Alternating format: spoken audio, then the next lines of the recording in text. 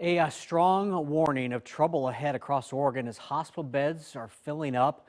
More than 1,000 patients are in hospitals with COVID-19. And today, the head of the Oregon Association of Hospitals warned we could go past the peak from the Delta surge last fall. Our Lisa Balick is looking into this. She joins us live from South Portland with what she's found out.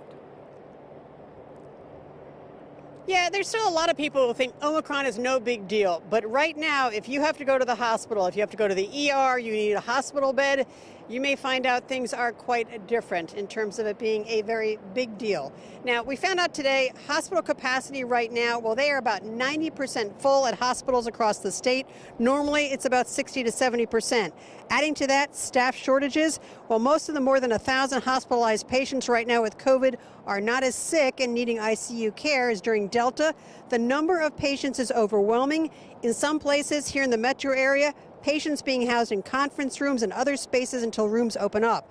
There's also a backlog of patients who should be transferred to long-term care facilities or rehab, but there's no space there.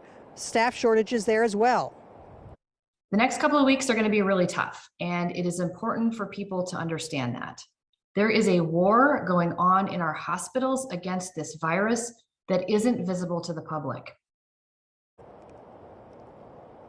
Now, the peak of Omicron expected in about a week here in Oregon. Hospitalizations peak likely after that. They are expecting hundreds more people to be hospitalized. Most of those coming in are unvaccinated. Now, coming up at 5, I talked with an emergency room doctor in the metro area about really what it's like going on there right now.